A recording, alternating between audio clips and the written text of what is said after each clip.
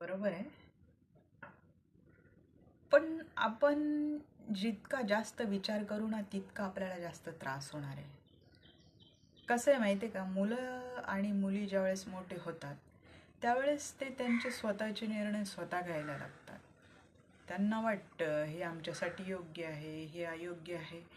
पण कधी-कधी काय होतं माहिती आहे का, मुलांना जे आपल्यासाठी योग्य आहे असं वाटतं, परंतु आईवडिलांचा जो अनुभव असतो, त्या अनुभवावरून ते त्या व्यक्तीची पारख करतात. त्यावेळेस ते आपल्या मुलाला किंवा मुलीला बोलतात की ही व्यक्ती तुझ्यासाठी योग्य नाहीये किंवा म्हणजे तुझ्यासाठी अनुरूप नाहीये. पण होतं काय माहितीये का, ते वय असं असतं ना की आपण त्यांना समजवतो हे चांगलं नाहीये तुझ्यासाठी, ते याच्या वेगळंच करतात हा.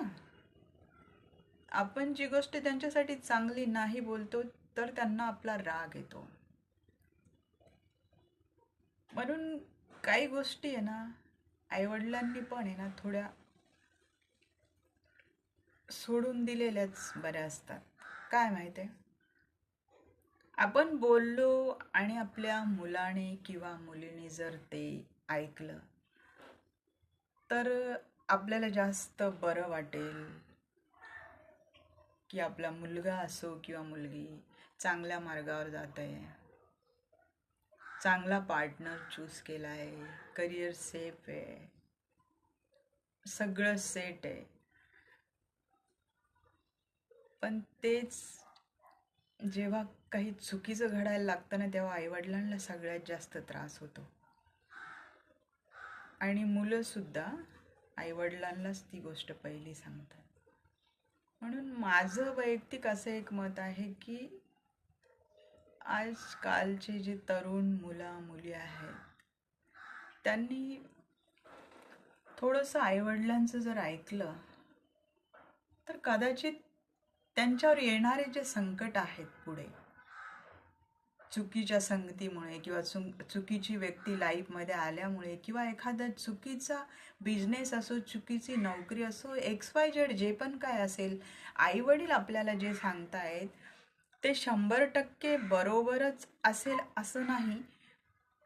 पण खूप काही गोष्टी आईवडिलांनी सांगितलेल्या ह्या बरोबरच असतात.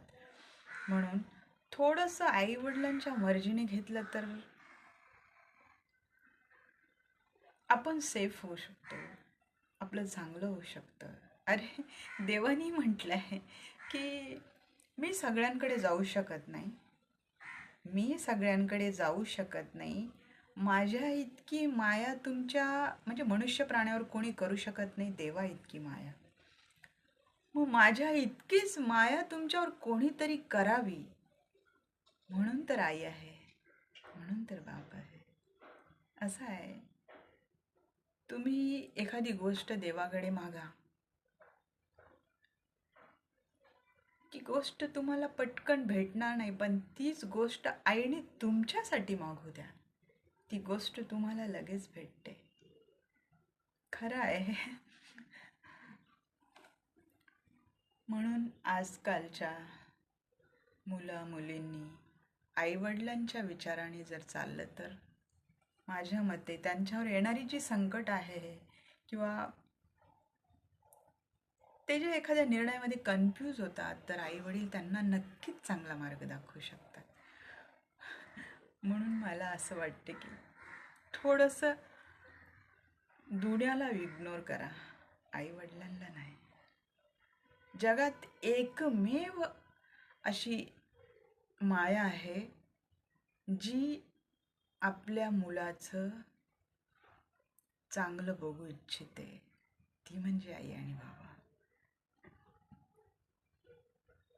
आपल्याला जर काही प्रॉब्लेम आले ना, तर जेवढं दुःख आपल्या आईवडिलांना होतं ना, तेवढं इतरांना नाही होत.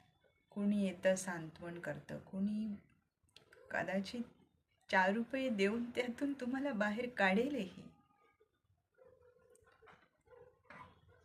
पण तुम्हाला खरा आधार जसे तुमच्या